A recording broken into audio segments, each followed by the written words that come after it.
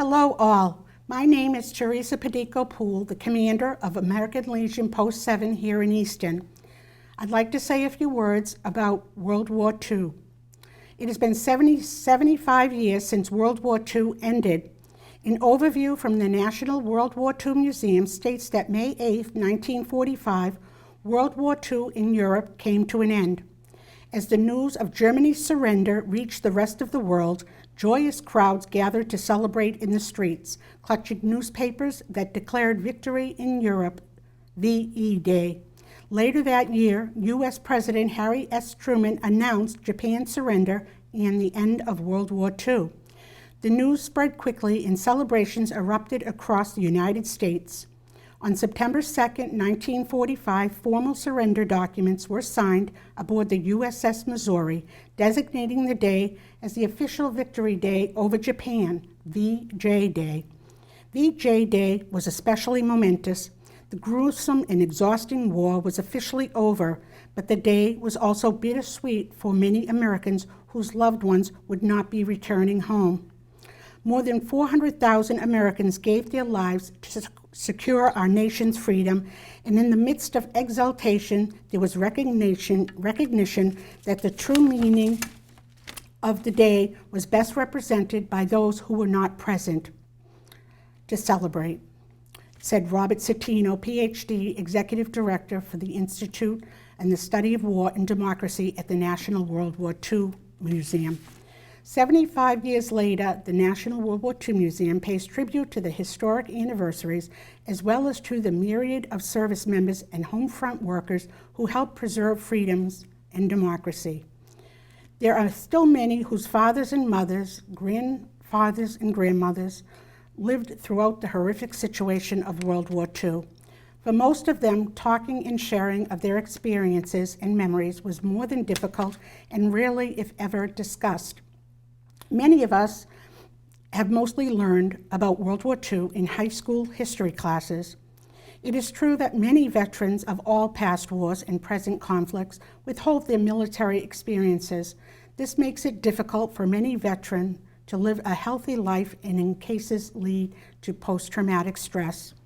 We can help veterans by being supportive for them in their time of need, listening, being attentive, and helping them find constructive ways to cope with their individual issues on a personal level in conjunction with their family and friends, as well as asking for information and help from the medical and political communities. This will help to create a functional and healthy support system and network for our veterans who have preserved our freedoms. Let us always, and especially today, Memorial Day, keep in our hearts and minds the lasting memories and pay tribute to those veterans who did not make it home. I would like to say a few things about the American Legion. The American Legion is the largest U.S. veterans organization with nearly 2 million members in more than 12,000 posts across the nation and in foreign countries. Chartered by Congress in 1919, the American Legion is dedicated to the motto of Veterans Strengthening America. Legionnaires accomplished this through the organization's 4 founding pillars of mentoring youth and sponsoring wholesome community programs, advocating patriotism and honor, promoting a strong national security, and continued devotion to service members and veterans. Here in Easton, American Legion Post 7 strives to help support veterans in various ways. We meet monthly at the VFW Hall, where we share a meal together, and after which we have a meeting. Officers give their reports on post activities for the general membership. However, due to the current COVID situation coming to an end, we had only been able to meet for executive session. However, we will be meeting in the future at some point and return back to our regular schedule. Some Post 7 members actively participate in post activities, while others remain inactive, paying yearly dues toward the veteran cause. All members receive a monthly magazine from the national headquarters, which has articles on veterans issues and current affairs. Post 7 strives to continue to be actively involved with veterans issues within our community. We have a resource table at each election with information on programs and resources available to veterans. We are hoping to plan future open houses to help veterans learn about additional programs in a broader context where representatives from the program are available to answer any questions that you may have. We also have a scholarship program for children of Post-7 members as well as Easton veterans who have served in the military. We have yearly Poppy Drive fundraisers in May and November where you can receive a poppy, which is symbolic and in memory and remembrance of veterans who have passed, for a donation of any size. We also have other programs available to veterans and their families who are in need of assistance. If you would like more information about Post-7, please contact myself or any member of Post-7. Thank you and be well. All right, we're going to get started here in just a moment. All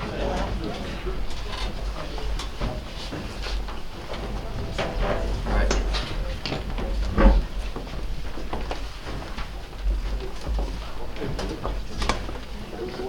Hello and welcome to the Town of Easton's 2021 Memorial Day Ceremony. We're here at the Veterans of Foreign Wars Post 2547 in North Easton. With me, I have our Veteran Services Organization commanders, Commander Teresa Padeco-Poole of the American Legion Post 7, Commander Stanley Borgeson of the VFW Post 2547, and new Commander Steve Shaw, VFW Post 2547. Also in attendance, we will have State Representative Claire Cronin, State Representative Carol Dougherty, Select Board Vice Chair Craig Barger, Select Board members Jamie Stebbins and Jennifer Stacy. Thank you all for being here today.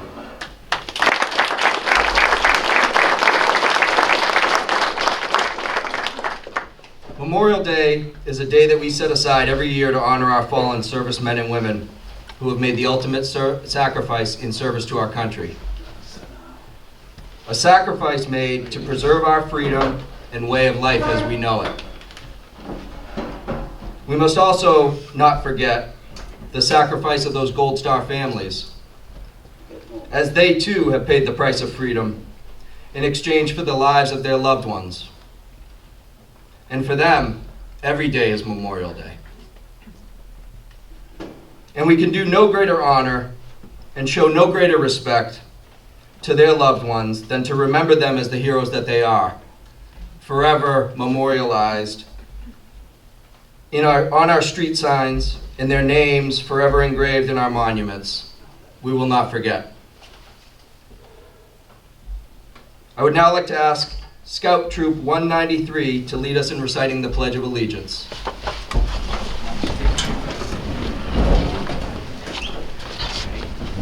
I pledge allegiance to the flag of the United States of America and to the republic for which it stands, one nation, under God, indivisible, with liberty and justice for all. Thank you. I'd now like to ask our chaplain, Tom Botello, to come read the selected Memorial Day prayer. Remove caps, please. Please stand.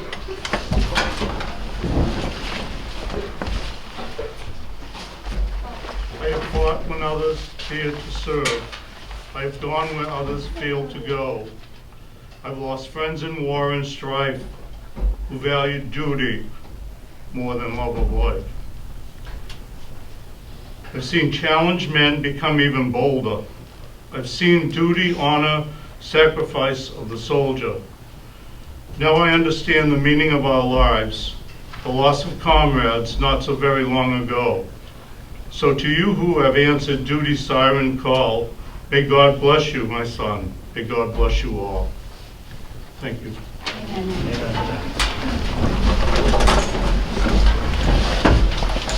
Thank you, Tom.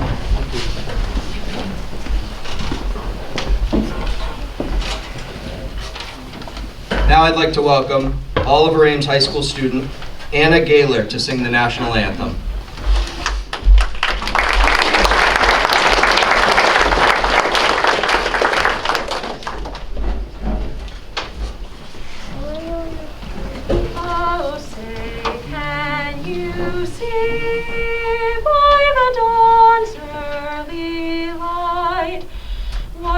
proudly we hailed at the twilight's last gleaming, whose broad stripes and bright stars through the perilous fight o'er the ramparts we watched were so gallantly streaming, and the rocket's red glare, the bombs bursting in air, gave proof through the night that our flag was still there. Oh, say does that star-spangled banner yet wave o'er the land of the free and the home of the brave?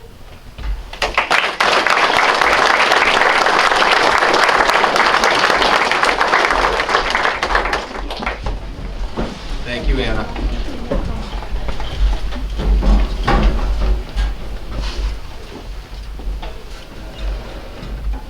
Please welcome Select Board Member and Air Force veteran Jamie Stebbins to read the Commonwealth of Massachusetts Memorial Day Proclamation.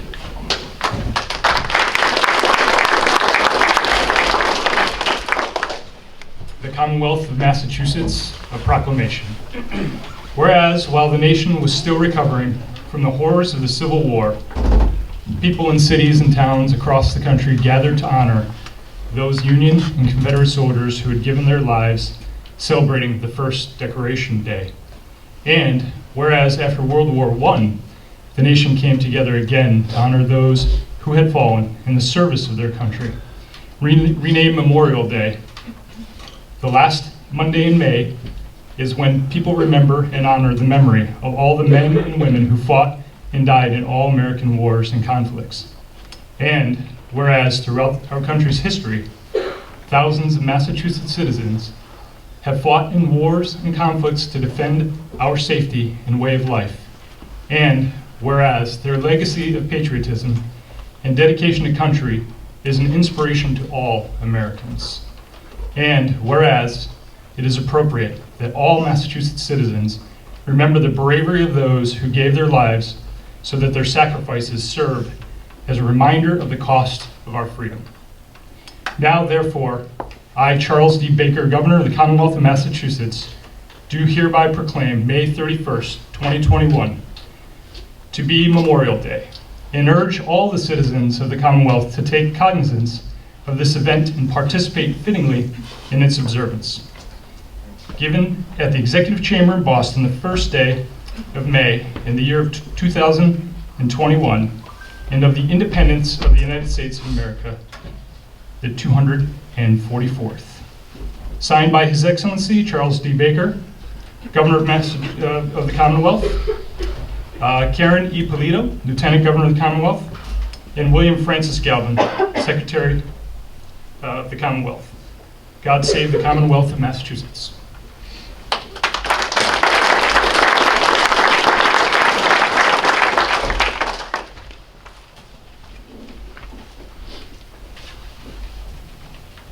Thank you, Jamie. I'd now like to welcome Miss Ann DeSanto to sing America the Beautiful.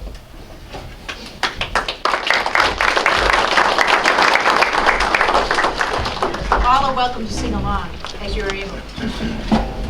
Oh, beautiful, for spacious skies, or amber waves all green, for purple mountains, majesty, above thy fruited plain.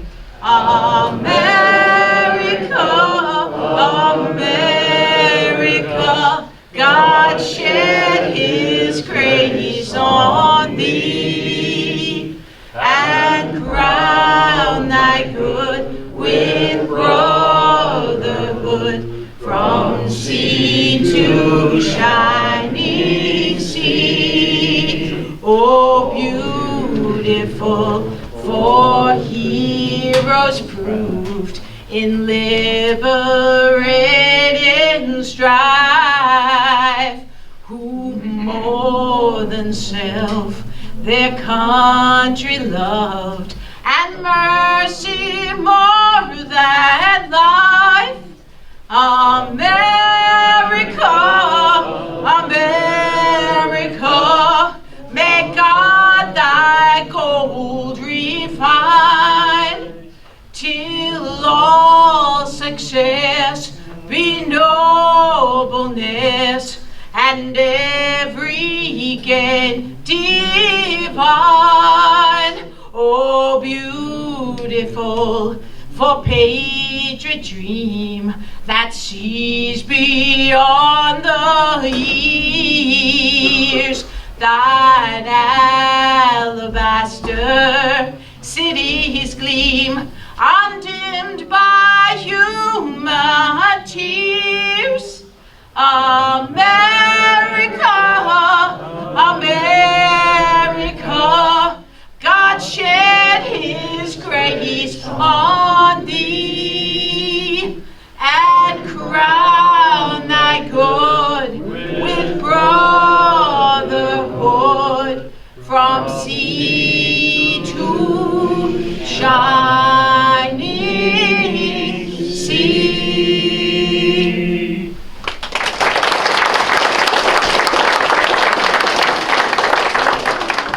Great, thank you, Ann. Yes, please be seated. At this time, I'd like to welcome Mr. Ed Hands to tell us a bit about the history of Easton and its servicemen and women on Memorial Day.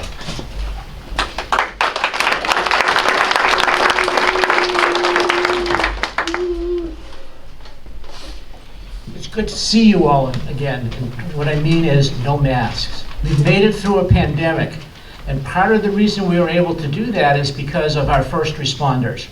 We've heard a lot about first responders over the course of the last 14 months, and certainly they've played an incredibly important role in our success in getting through the pandemic. In a sense, all of our military men and women are first responders. They're willing to go any place, overseas, at a moment's notice to protect us, or serve in case of a national disaster, a flood, or a forest fire, or any number of ways where they can be brought in to help. But even among the military, there are first responders. And I'd like to tell the story very briefly of 4 first responders who served in our military. And the very first one of these is Seth Babbitt. Seth Babbitt lived down in Furnace Village in the 1750s. And when the French and Indian War broke out, he decided to use his skill as Easton's first doctor as a military doctor. And he was stationed up in Canada, in Nova Scotia, and became a surgeon's mate. Now, a surgeon's mate in those days didn't have to have doctoring skill. They were given a big box of medicine, each one labeled with a number, and a prescription book that said, in case of these symptoms, give this bottle number such and such. But with Babbitt, he already had the skills of a medical man. Sadly for him, however, this was the days before there were vaccines. No Operation Warp Speed for him. The only way to stop smallpox before it happened was through inoculation, which meant becoming infected with the smallpox through a scratch rather than catching it from somebody full scale. And that made you contagious, so not many people were inoculated. Babbitt caught the disease, came home to Easton, hopefully to recuperate, but it didn't work. He died here in town and was buried on his own property because people with contagious disease could not be taken by their own to a cemetery past anybody else's house. His grave was known up until the end of the 19th century. It's now been lost. We don't know where he is buried. And it's one of the great mysteries of Easton, whether the stone that was marking his grave still exists someplace. conditions improved during the Civil War, people began to realize that more people that were serving in the armed forces were dying from disease and infected wounds than from actual death in battle. So during the Civil War, a system of aid stations and field hospitals and then regular hospitals were established. And a number of Easton people served as surgeons. One of them was a man named George Cogswell. Cogswell is important to us because, in a sense, we're here today because of something he started. Back in 1882, he was the keynote speaker and master of ceremonies at our very first Memorial Day parade at the monument down on Depot Street. Cogswell was a young doctor who had just come to Easton, and when he enlisted, he was given the job, because of his extensive training, of inspecting hospitals. Not a very, very helpful job to somebody who had a lot of fervor to help people. So what he did was he got permission to give himself up as a prisoner to go to Libby Prison in Richmond, Virginia, behind the Confederate lines, and serve as a triage physician for prisoner exchanges. While he was in prison as a prisoner, he would treat Union troops and decide which ones were so sick that they had to be given priority during prisoner exchanges. And as I said, after the war, he came home and was one of the founders of the Grand Army of the Republic Post, a precursor of the VFW in the American Legion. The next person I want to talk about is somebody I actually knew. We're going to skip ahead to Korea. And by the time that Korea rolled around, Americans were no longer dying of disease and untreated wounds on the battlefield, because the system of medical hospitals had really been established. I'm sure, looking around here, most of us have seen an episode of MASH. And if you look at the very beginning of MASH, the helicopters fly in with the wounded, and they're rushed into surgery in the Mobile Army Surgical Hospital, which was a field hospital. A person from Easton, Robert Drew, who passed away at age 78 in 2008, actually served in Korea as a medic, flying in those helicopters, flying out to bases, treating the wounded as they came in. And sometimes, and I just learned this recently, those tiny little helicopters you see in MASH were not the ones that were used. The bigger helicopters that could fit 4 to 5 to 6 people inside were used, and the medics like Bob were able to treat the people as they were flying to the hospitals. Now, Bob never really said very much about his service, and I find that's a troubling pattern with so many of you people who have served. Tell your stories. They're important to the history of the country, to the way people look at the armed forces, the way that we look at our history. But he did talk a little bit, and the interesting thing about Bob is that he re-enlisted after coming home when the Vietnam War began, and he had enjoyed flying in the helicopter so much that he enlisted in the Air Force and became an Air Force Master Sergeant and photographer before he passed away many years later. And the very last person I want to talk about is Lawrence Swift, somebody I've mentioned before. Lawrence Swift was the son of one of the Swift brothers who owned the store that's now across the street from the gigantic mound of dirt where the Fandry used to be. And he was clerking in the store when World War I broke out. We don't know whether he was drafted or enlisted. We have his draft card, which says he was tall, had brown hair, gray eyes, and was very thin. Once he got in, because he was a clerk, which meant he could read and write and had some knowledge of bookkeeping, he was assigned to the medical corps where he became an orderly. Well, 1918, what does that mean? That's the last time we had a pandemic. to the extent that we had today. But imagine what that pandemic was like. As of Saturday, 593,000 Americans have died in 14 months. Slightly more Americans died in 3 months from the influenza of 1918. So it was much more terrible. There were no vaccines. No one knew what a virus was. And during the course of the pandemic, just like we did, they learned that mask wearing and social distancing was a way to limit transmission. The armed forces were hit very, very hard because the flu of 1918 focused on people between the ages of 18 and 40, unlike most flus which get the young and the old, sort of like what we just went through. And so the Army, with its huge concentrations of men training to go overseas, was a prime target. Swift was taken to Fort Bliss in El Paso, Texas, where he served as a medical orderly in hospital number 97. And as a first responder, as someone who was dealing with the pandemic, he contracted the flu and died. We thought for many years that we had a park in town dedicated to Lawrence Swift.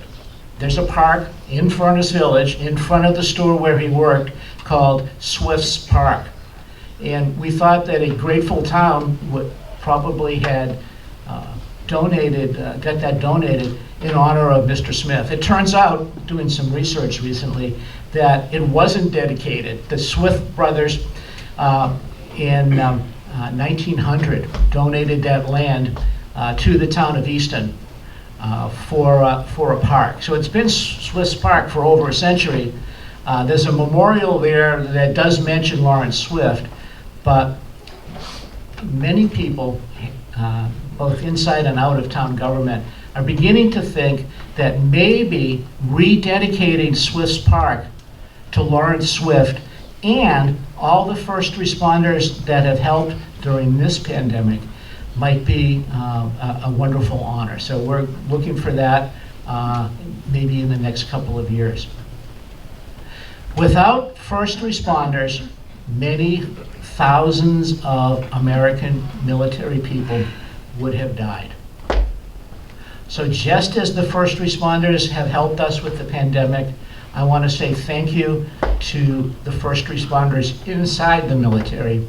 And also, I want to thank all of our servicemen and women from Easton who have protected us over the years. God bless you. Thank you.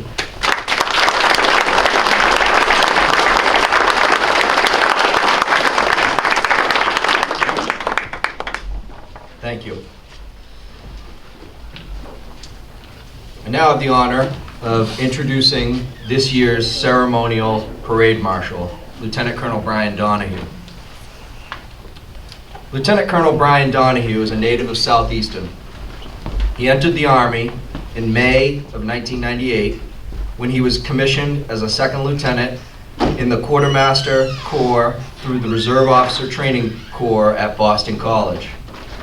He holds a Bachelor of Arts degree in English from Boston College, a master's degree in business administration in logistics from TUI University, and a Master of Arts in higher education and administration from the University of Louisville. His military education includes graduate of resident intermediate level education at the Command and General Staff College in Fort Leavenworth, Kansas, the planning course, the Support Operations Phase 2 course, the Combined Logistics Captain's Career course, the Combined Armed Services Staff School, the Aerial Delivery Material Officers course, Airborne School, and the Quartermaster Officer Basic course. Lieutenant Colonel Donahue has held numerous leadership and staff positions, including platoon leader, company executive officer, and Battalion S1, adjutant of the 194 Maintenance Battalion, Camp Humphreys, South Korea, G4 Logistics Plans Officer, United States Army Pacific, Fort Shafter, Hawaii, Deputy G4 Planner, 25th Infantry Division, Schofield Barracks, Hawaii. Commander, 540 Quartermaster Company, Schofield Barracks, and Mosul, Iraq. Battle Command Sustainment Support Systems Operations Officer, Combined Arms Support Command, Fort Lee, Virginia. Theater Logistic Plans Officer and Chief for the Army Special Operations Forces Liaison Element, Korea. 528 Sustainment Brigade, Special Operations. Camp Coiner, Korea. Deputy Support Operations Officer for the 45th Sustainment Brigade, Schofield Barracks and Kandahar, Afghanistan. Support Operations Officer and Executive Officer, 524 Combat Sustainment Support Battalion, Schofield Barracks and Mazar-e-Sharif, Afghanistan. Department Chair and Professor of Military Science and Leadership at Lehigh University in Bethlehem, Pennsylvania. Deputy Chief of Staff for Transportation, 2nd Infantry, Republic of Korea, U.S. Combined Division. Camp Humphreys, Korea. Commander, 70th Brigade Support Battalion, Camp Casey, Korea. And Division G4, Chief of Sustainment. 2nd Infantry, Republic of Korea, U.S. Combined Division, Camp Humphreys, Korea. He is currently attending the U.S. Naval War College in Newport, Rhode Island, and will move to his next assignment as the Military Deputy Director for the Defense Logistics Agency, U.S. Indo-Pacific Command in June. His awards and decorations include the Legion of Merit, 2 Bronze Star Medals, 5 Meritorious Service Medals, 2 Army Commendation Medals, the Army Achievement Medal, the National Defense Service Medal, the Afghanistan Campaign Medal, the Iraqi Freedom Expeditionary Medal, the Global War on Terror Expeditionary Medal, the Global War on Terror Service Medal, the Korean Defense Service Medal, the Army Service Ribbon, and 7 Army Overseas Ribbons. He is authorized to wear the Parachutist Badge, the Parachute Rigger Badge, and the Republic of Korea Paratrooper Badge. Lieutenant Colonel Donahue is also a recipient of the Quartermaster Corps Order of St. Martin and the Artillery Order of St. Barbara. He is married to the former Seol Hee-ko from Jeju Island, Korea. They have a 15-year-old son, Brian Jr. Please welcome Lieutenant Colonel Brian Donahue.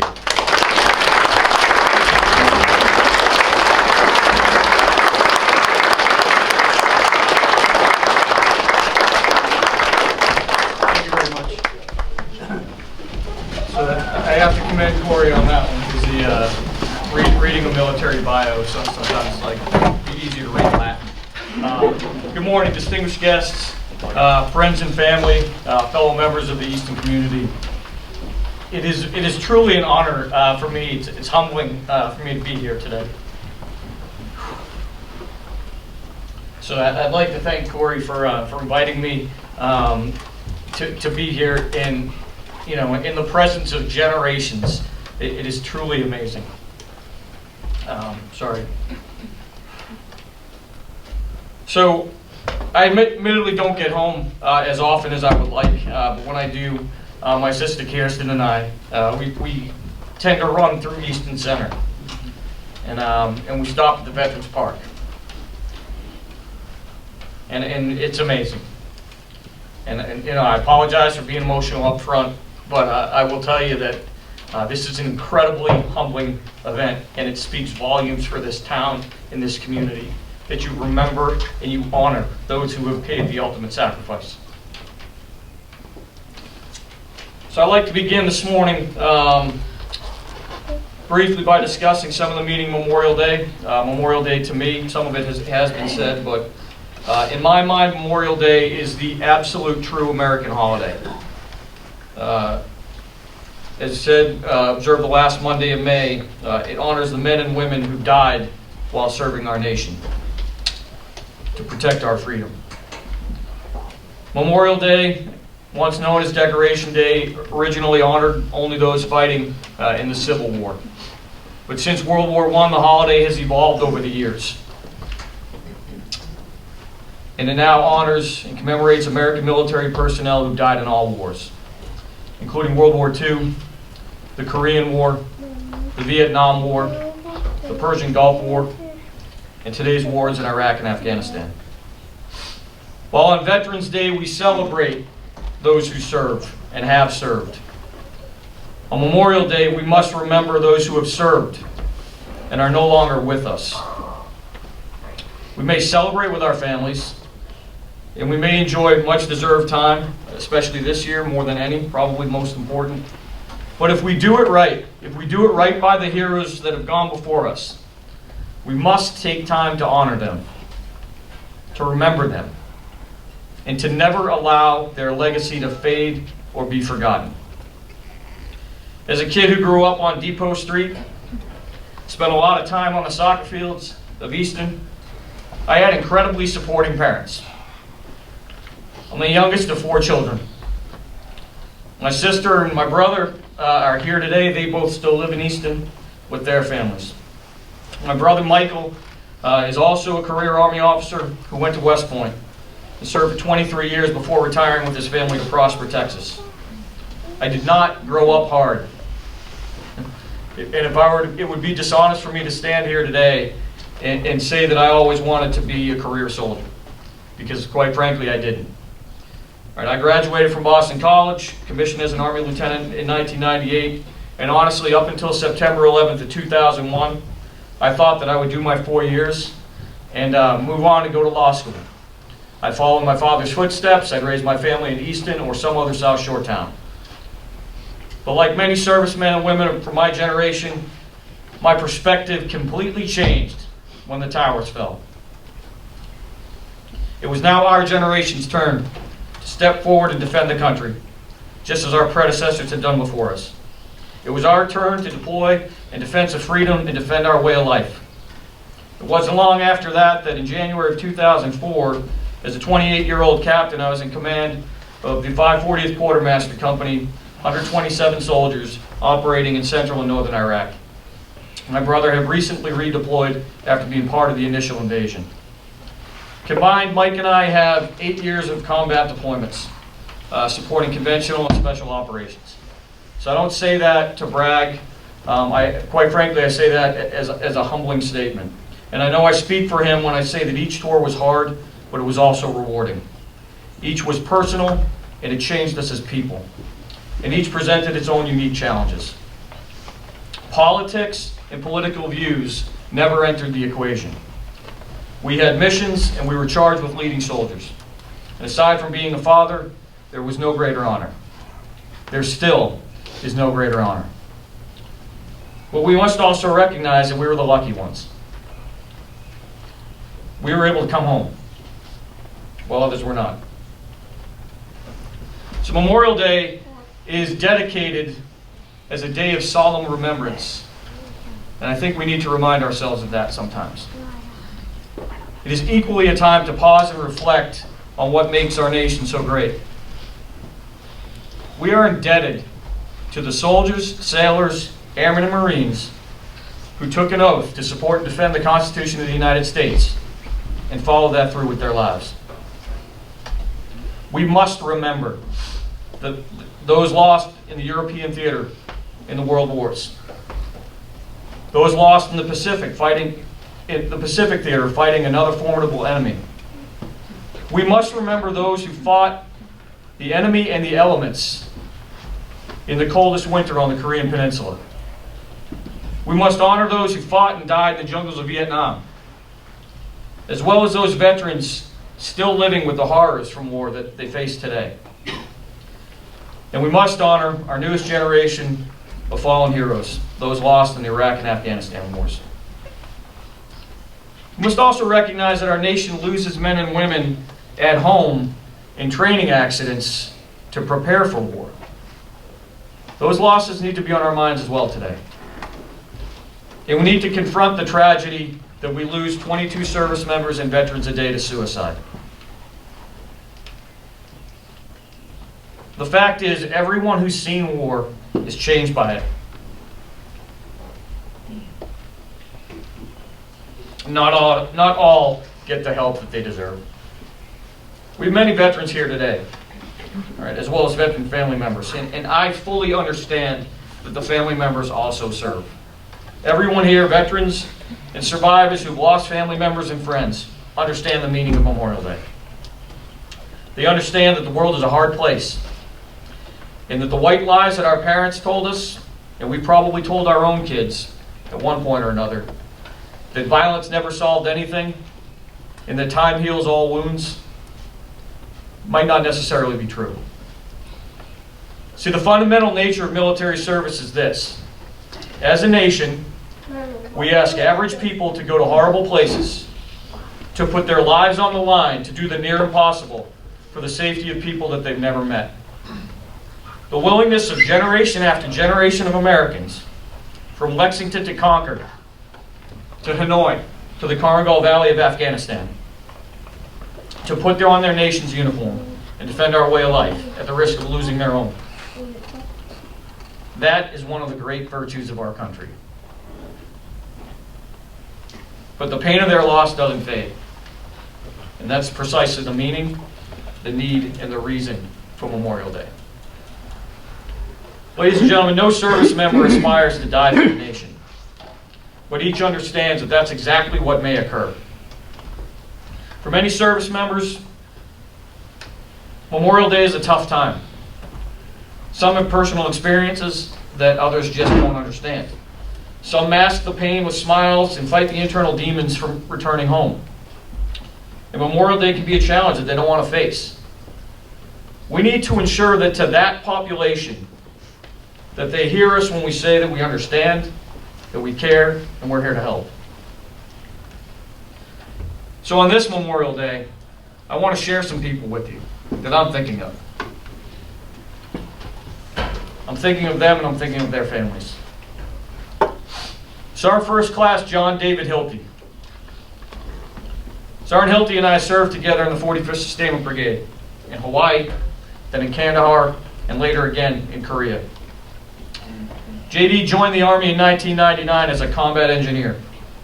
He later transitioned to be a petroleum specialist, but as a good Sergeant First Class, he didn't like the word specialist, so he kind of kept that to himself. Sergeant Hilkey deployed 6 times, twice to Iraq and 4 times to Afghanistan.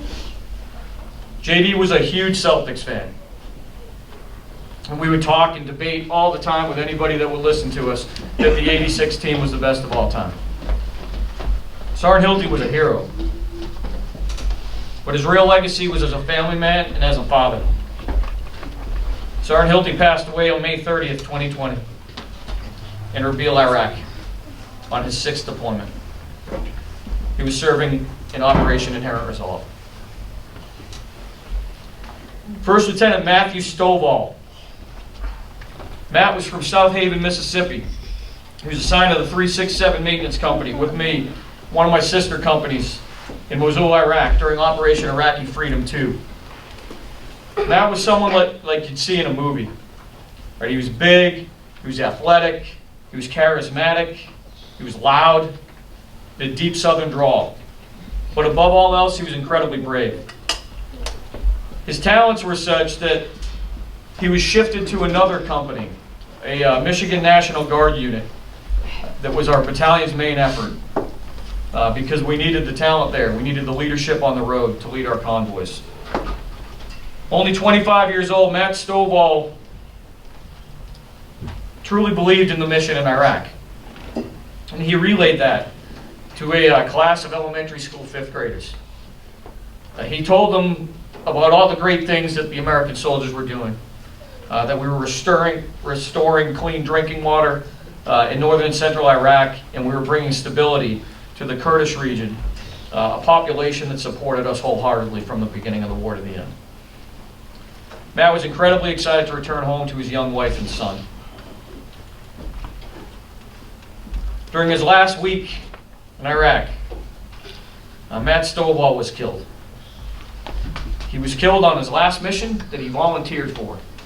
He didn't need to be out there, but as he said, he wanted to go one more time because those were his soldiers. He was killed on that mission in Mosul when an IED exploded near his vehicle, and he died on August 22nd, 2004. Among the many others I'm remembering today, I also remember my brother Mike's best friend, Joe Fandry. Joe's a Marine First Lieutenant who grew up in Needham, and he attended Catholic Memorial High School with us. He was a Super Cobra pilot. Joe's adult life was something to envy. And I remember looking at my brother and him, you know, when Mike was at West Point and Joe was navigating his way through college, and just seeing something different. There was a different bond than a standard friendship. And it was because they were serving something. They already knew that they were serving something bigger than themselves. First Lieutenant Joe Fandry died along with 13 other Marines in a training event above Camp Lejeune, North Carolina, on May 10th, 1996. Finally, I remember Sergeant First Class Dennis Urdaneta. He's one of the 22 lost to suicide. Sergeant First Class Urdaneta, or Sergeant U as we call him, served as my S6 Communications non-commissioned officer in charge when I was in command of the 70th Brigade Support Battalion at Camp Casey, Korea. One of the truly most humble leaders you'll ever meet. He devoted his time and his energy to developing his soldiers. And he ensured that they were prepared. Many of you might remember in 2018 there was a period of heightened tensions on the Korean Peninsula. So our First Class Urdaneta ensured that we were ready to fight. We were ready to fight isolated, and we were ready to continue to fight until we won. He was a leader in the community, and he valued volunteering to the less fortunate. He helped build character of our soldiers. Volunteered at a local Korean orphanage and at a center for the blind and deaf. Prior to departing Korea, Sergeant Urdaneta came to my office. He thanked me for those opportunities. And we agreed that we'd serve together again one day. A veteran of 2 deployments to Afghanistan and a deployment to Iraq, Sergeant First Class Urdaneta struggled to cope with the impacts that he saw in the war. He died of his own hand on May 28, 2019. So I know I've already spoken too long. And like most of you, I'm hoping the weather breaks and get, you know, the holiday piece of this going and spend some time with our families. So I thank you again for letting me speak here today.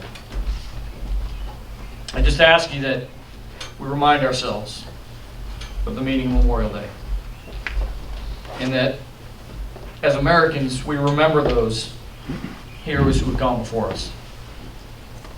Because as Americans we always have to remember those who have gone before us. We must respect their service. We must respect their honor. We must respect their patriotism, and we must respect their sacrifice. And we must remember all those that they left behind. We must remember this every day, and on this Memorial Day. May God bless our soldiers, sailors, airmen, and Marines, and our Gold Star families.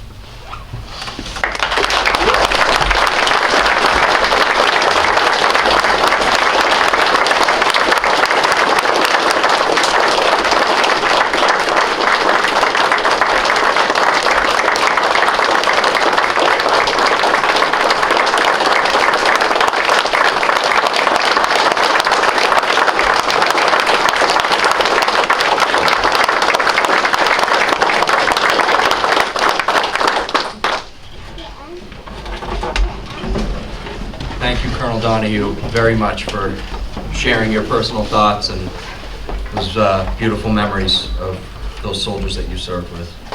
It's very powerful for us to hear. And you know, as you look around this room, you can see this room's packed.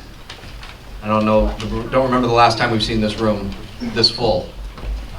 and for you to share such beautiful thoughts with us. It's very much appreciated. We're so grateful to have you here today. I'd now like to welcome up American Legion Post 7 Commander Teresa Padeco-Poole and VFW Post 2547 Commander Stan Borgeson to read the War Dead.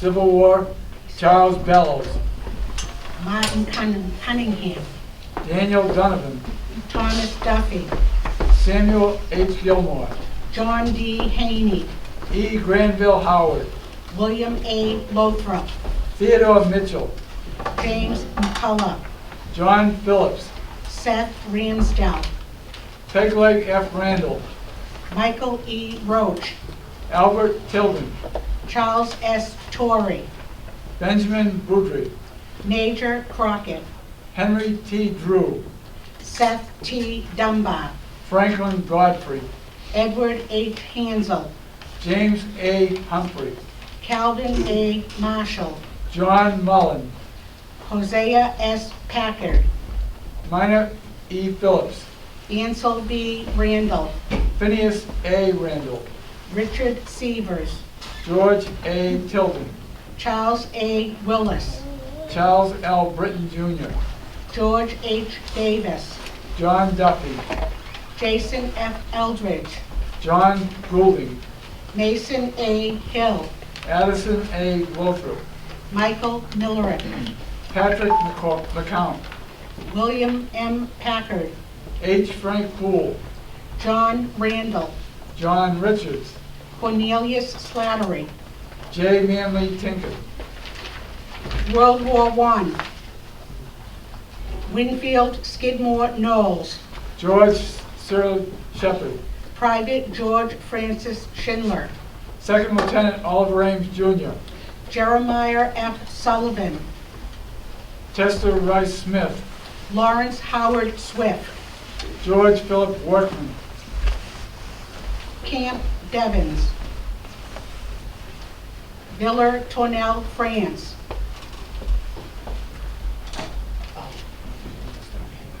World War II, Patrick F. Shea Jr., Italy, July 16, 1943, Oliver Ames Parker, Hamilton Field, California, July 24, 1943, Frank W. Hewitt, England, March 13, 1944, Anthony Pontes, France, August 21, 1944, Robert E. Haglund, France, September 30, 1944, John Texera, France, October 26, 1944, Albert E. Ham, France, November 9, 1944, Stanley H. Smith, England, November 21, 1944, Evan Sharp, Wilmington, Delaware, March 12, 1945, Anthony F. Souza, missing in flight off Charleston, South Carolina, April 11, 1945, Robert E. Chisholm, Germany, April 17, 1945, Paul E. Farrell, Honshu Island, Japan, December 25, 1945, Brian Nolan, Pacific area, May 11, 1946, Robert F. Fernandez, Korea, June 21, 1948, Korean War, Robert F. Thompson, Baltimore, Maryland, June 19, 1953, Vietnam War, Edward F. Smith, Vietnam, February 4, 1967, Robert J. Todd, Vietnam, May 9, 1967, Lieutenant Kenneth W. Scully, Vietnam, May 26, 1970, in the service of their country, Leo P. Healy, Nicaragua, February 17, 1931, James T. Victoria, Germany, November 24, 1983, Owen M. McElroney, Germany, November 12, 1988, Alyssa L. Trumholm, Orlando, Florida, September 24, 1992, Sean M. Turco, Florida, September 29, 1992. Richard C. Tucker II. Germany, October 26, 2014. Staff Sergeant William J. Callahan. Anna Al-Anbar, Province, Iraq, April 27, 2007. Those are our war dead. We could have a moment of silence, please.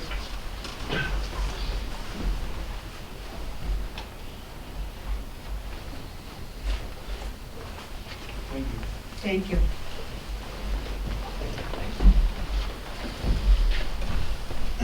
Thank you, Commanders.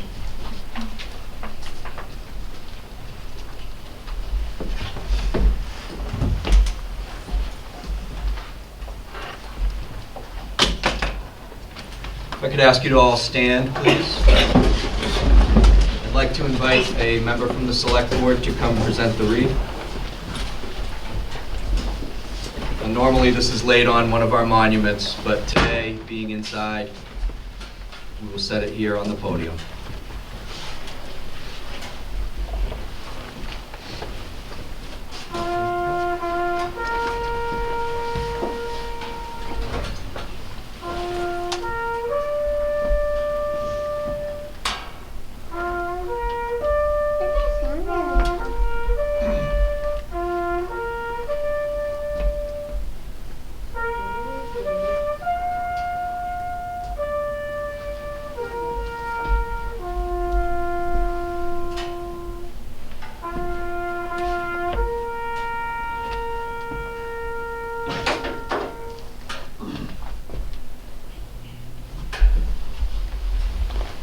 You may be seated.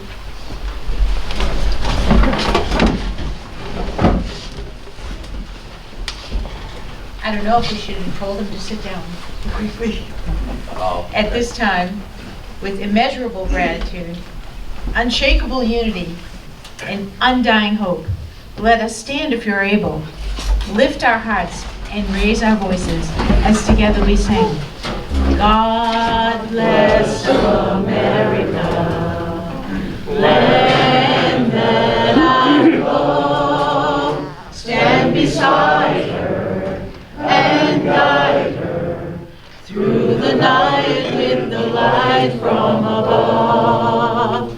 From the mountains to the prairies to the oceans wide with foam. God bless America, my home, sweet home. God bless America, my home, sweet home. From the mountains to the prairies to the oceans wide with foam. God bless America, my home, sweet home. God bless America, my home, sweet home.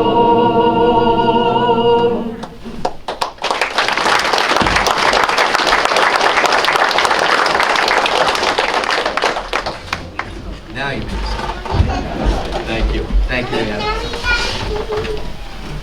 All right, now I'd like to ask our new VFW commander, Steve Shaw, to read In Flanders Fields.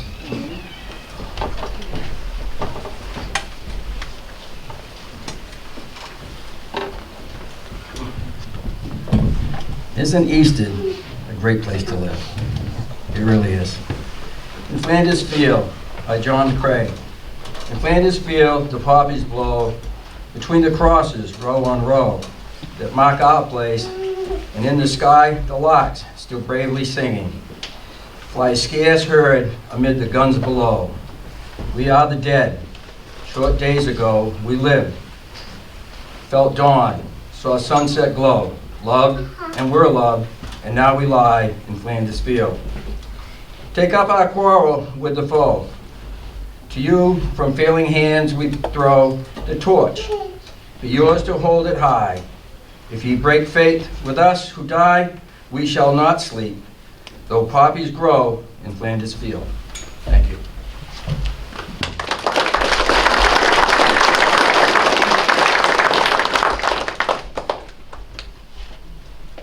Thank you, Commander. I'd also like to mention Taps was played by Oliver Ames High School student Micah Silver. Thank you, Micah.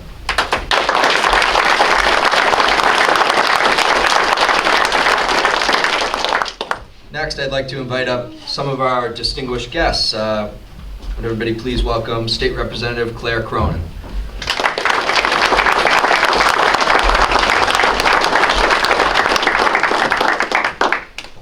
Thank you, Corey. It's my pleasure to be here, and Lieutenant Colonel Donahue. Your remarks were perhaps the best I've ever heard at any Memorial Day ceremony. I thank you for your service, and most importantly for sharing the stories of your fellow soldiers. So I greatly appreciate that. I also want to thank the members of our town for coming here today, because we all know that Memorial Day isn't just about cookouts. As a fact, that's a byproduct of why we are really here to honor our those who have served and those who have lost their lives, provided the greatest sacrifice of all, and for their families. My dad was a Pearl Harbor survivor and also a Schofield Barracks man. And every year, whether it would be December 7th, Veterans Day, Memorial Day, he always spoke of the sacrifice of the fellow servicemen who stood beside him and were not so fortunate to be able to come home from World War II. We have seen in recent years, we have had the Korean War, the Vietnam War. Some of our soldiers who served in the Vietnam War did not receive the proper welcome when they came home. So today I ask you to remember them as well, and for their service to our country, and for so many who did die as a result of that war. In recent years, we have seen our soldiers be in Iraq, Afghanistan, and many other dangerous places across the world, defending what we hold to be the most dear, and that is our democracy. And so today, I ask you to keep them all in your hearts and share their stories with your children. They must never be forgotten. So I thank you for allowing me the opportunity to speak. I hadn't planned on it. And thank you mostly for being here today. Thank you.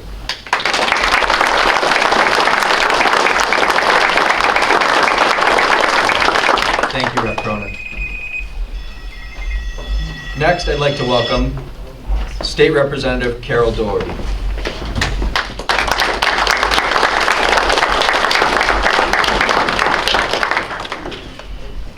Thank you very much, Corey, for always including me since I have been elected in these wonderful events. Easton is probably one of my most favorite places to come. I especially appreciate the stories that you both have shared. The history of Easton and its heroes is so important to all of us, and that, as everyone has said, that we should remember and hold these people dearly in our hearts. So thank you very much for that. So, always glasses. So on Memorial Day, we gather, as you all know, to pay tribute to our veterans. Those who have fought and come home, those who gave the utmost to preserve our freedom, and those whom we will never forget. And we are here today to honor all of our fallen heroes. Memorial Day presents the opportunity for Americans to recognize and thank our veterans and their families for their service and sacrifice during all of America's wars. Fallujah and the Philippines, Quezon and Kandahar, Beirut and Grenada. Today we honor American heroes from the American Revolution through the global war on terrorism. and every battle in between. What truly matters is not where these battles took place, but the hearts of these men and women who fought and continue to do so to preserve our freedom. It is the devotion of America that led them to put themselves in harm's way and to sacrifice their lives for the country that we all love. It is our solemn duty to honor many generations of warriors, extending to them the nation's long overdue gratitude before our opportunity vanishes. We will be forever indebted to the brave men and women who put their lives on the line to defend our freedom. For example, the National League of Families POW MIA flag symbolizes the United States' resolve to never forget, or those who never forget POWs, or those who served their country in conflicts and are still missing. As we remember Vietnam particularly, it would be remiss of me to not make mention of the thousands of U.S. women who took part in that war, mostly in support services as volunteers. They participated as air traffic controllers, intelligence officers, weather monitors, clerks, medical support persons, communications, and many other roles, but around 90% of them served as nurses. With no thought of glory, with no fanfare or public notice, 265,000 women volunteered to go where they were needed, to do what was needed. These young women, mostly in their 20s, risked their lives to care for our country's wounded and dying. Their humanity and compassion equaled their life-saving and comforting skills. Samantha Power, former U.S. ambassador to the United Nations, once said that, and I quote, "We make sense of our lives through storytelling. Regardless of our perspectives and backgrounds, stories have the power to bind us." So there is a brief story that I found that I would like to share with you. Saving Private Ryan is a movie that was released in 1998, where Captain John Miller takes his men behind enemy lines to find and rescue Private Ryan, whose 3 brothers were killed in combat. And there is a scene, and if you've seen the movie, you may remember, at the end of that movie, where an aging Private Ryan, reflecting on his war experience, turns to his wife and he says, "Tell me that I have led a good life. Tell me that I am a good man." I believe that that is what we do when we extend our nation's thanks to our veterans. We tell these men and women they earned it. They made a difference in our lives and in the lives of our children. Reach out to our veterans in all of our communities. It really will make a huge difference in their lives. To these veterans standing here, I want you to know just how much we appreciate you and your service to our nation. I want you to know that you have earned the nation's gratitude. Thank you. God bless you, and God bless these United States.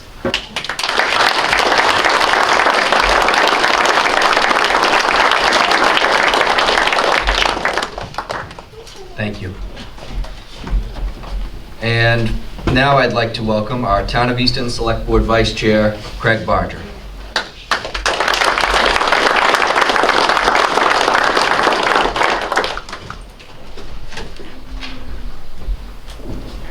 I can't get used to not wearing one of these, so I apologize. Coming after all the other speakers, particularly the Lieutenant Colonel, who I've known and his family for many, many years. My son played soccer with he and his 2 brothers over a number of years, and his dad was a dear friend of ours. So thank you, Lieutenant. I'm very proud to be here today representing the Select Board. Thank you, Corey, for working with our veterans to organize this tribute to men and women of Easton who made the ultimate sacrifice to protect our liberty and our freedom. Let us all remember that those courageous souls who laid down their lives to keep our nation safe and our people free. Today we praised the men and women of Easton who sacrificed their lives in the name of our country. Their selfless devotion, outstanding courage, and honor should inspire us to make their sacrifices meaningful. When I was researching Memorial Day, I came upon a quote from President John Kennedy during his all too brief presidency. As we express our gratitude, we must never forget that the highest appreciation is not to utter the words, but to live by them. And as was indicated earlier, Memorial Day was originally Decoration Day. And I discovered a poem by Longfellow called Decoration Day that I'd like to read. Where foes no more molest, not sentries shot alarms, ye have slept on the ground before and started to your feet at the cannon's sudden roar or the drum's redoubling beat. But in this camp of death, no sound your slumber breaks. Here is no fervent breath, no wounds that bleeds and aches. All is repose and peace. Untrampled lies the sod. The shouts of battle cease. It is the truce of God. Rest, comrades, rest and sleep. The thoughts of men shall be as sentinels to keep your rest from dangers free. Your silent tents of green we deck with fragrant flowers. Yours has been the suffering. The memories shall be ours. God bless our men and women of the military, and I thank you all.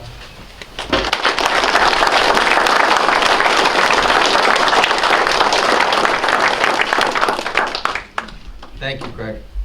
And thank you all for being here with us today to honor yet another Memorial Day in Easton. I'd like to thank ECAT for being here to film and broadcast this ceremony, so those folks at home who could not make it here in person don't miss an opportunity to honor this special day.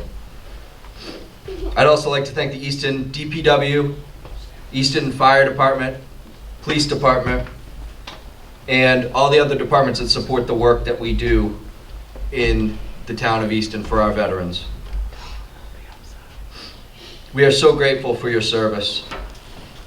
In closing, if you know anyone who is in need, veteran or not, please refer them to my office. One of the best ways we can honor those who have made the ultimate sacrifice is to continue to honor our veterans that are currently coming home and serving now. This concludes the Town of Easton's 2021 Memorial Day ceremony. Thank you.